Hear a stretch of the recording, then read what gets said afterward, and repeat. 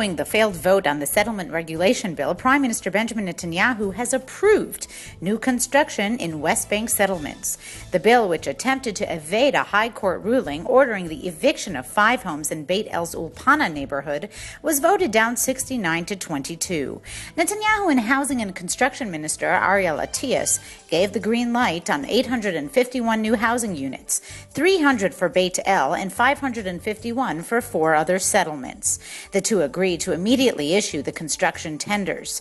The settlements most likely to get new housing units at this time are Efrat, Gush Etzion, and Karnei Shomron.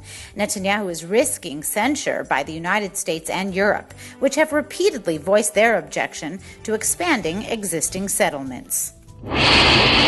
Netanyahu has said that world powers are so keen on an agreement with Iran that they've lowered their demands to the point that Tehran could agree to the demands and still build a bomb.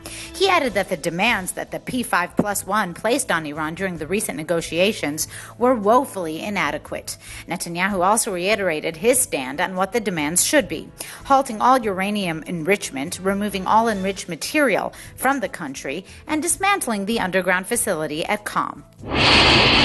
Activists said pro-government militiamen and security forces killed at least 78 people, including children, in Syria's central province of Hama on Wednesday. Some of those killed in the village of Mazrat al-Kabir were stabbed to death, and at least 12 bodies have been burned. The killings came less than 2 weeks after a massacre in the Syrian town of Khula. Dutch Agriculture Minister Hans Blekker signed an agreement with Jewish and Muslim religious leaders and slaughterhouses, which will prevent a ban on ritual slaughter. Under the agreement, animals can continue to be ritually slaughtered as long as they lose consciousness within 40 seconds of their throats being cut. The measure had passed the lower house of the Dutch Parliament in June 2011. A planned performance of the music of Richard Wagner in Israel has been abruptly canceled following an apparent disagreement between the presenter and Tel Aviv University. The university pulled the plug on the performance, contending the Israel Wagner Society concealed the fact it would have featured the music of Wagner and that people have expressed anger over the planned performance. The June 18th event was supposed to have been an academic symposium at Tel Aviv University devoted to Wagner, conductor Arturo Toscanini, and Theodor Herzl.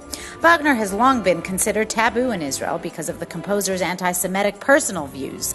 Wagner was also one of the favorite composers of Hitler.